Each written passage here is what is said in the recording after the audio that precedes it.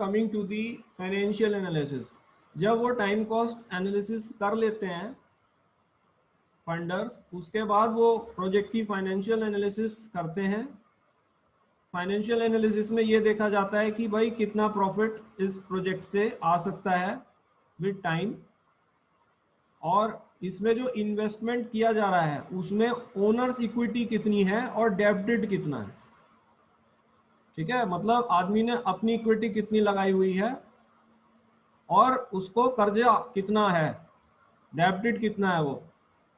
देखिए सारा का सारा जो प्रोजेक्ट है, फंडिंग आपकी हो रही है, फंडिंग मींस दिस इज डेब्टेड, बाहर वाला है, बाहर वाला पैसा लगा रहा है, डेब्टेड है प्रोजेक्ट, तो मतलब आपको जो है उसको देना होगा, चुकाना होगा।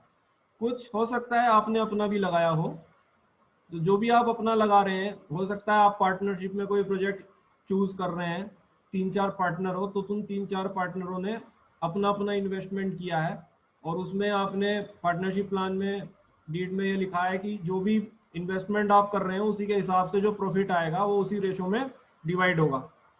ठीक है, तो वो जो होता है, जो आपने अपना पैसा लगाया उसको ओनर्स इक्विटी कहते हैं। तो ये एक फाइनेंशियल एनालिसिस की जाती है फंडर्स के द्वारा कि इसमें इसका अपना कितना है और जो डेबिटेड है वो कितना है।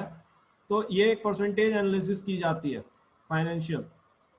इसमें प्रोस्पेक्टिव कैश इनफ्लो कितना हो सकता है और प्रोस्पेक्टिव कैश आउटफ्लो कितना हो रहा है। तो ओवरऑल आप जानते हैं there are 3 types of financial statement, profit and loss, balance sheet and your cash flow statement. Overall ये तीन चीजों को ही देखते हैं। ठीक है, बनी तो है नहीं बिजनेस की, बट प्रोजेक्ट करते हैं, प्रोस्पेक्टिव निकाल रहे हैं कितना हो सकता है। तो they are very experienced guys जो इसको आपको देख रहे हैं आपकी रिपोर्ट को, और वो उसके बेसिस पे कैश इनफ्लो आउटफ्लो का एक प्रोजेक्टेड वैल्यू जनरेट करते हैं। आपकी परसेंटेज इक्विटी देखते हैं कितनी है और कितना profit over a period of time आपका प्रोजेक्ट ले सकता है, आपके प्रोजेक्ट की रीपेइंग कैपेसिटी कितनी है।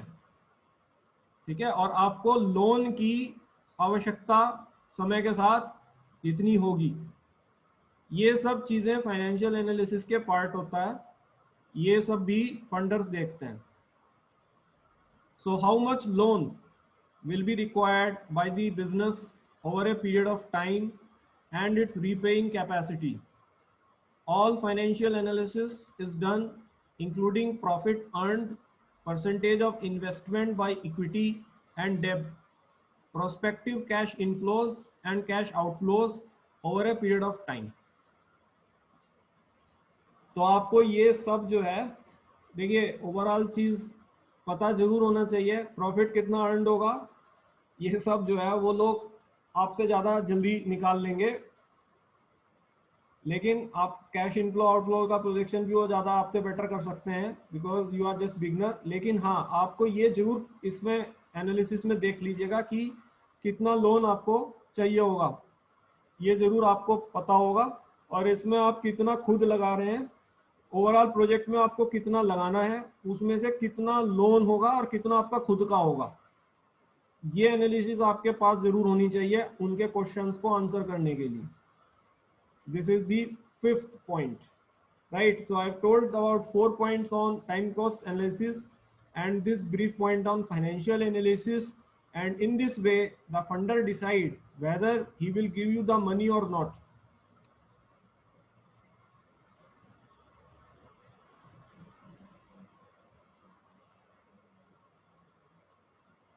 मोस्टली देखिए अगर गवर्नमेंट की स्कीम में आए हुए हैं तो गवर्नमेंट की स्कीम में ज़्यादातर लोगों को पैसा मिल जाएगा।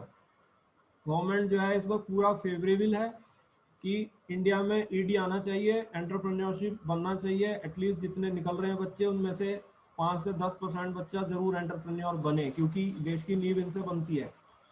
तो वो आपको जरूर इसमें हेल्प करेंगे, लेकिन कई जगह पर पैसा निकलना मुश्किल होता है।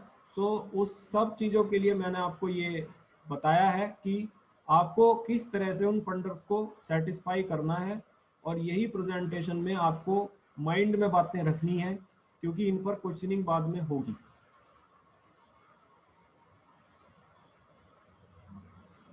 So you can note this slide before I proceed further.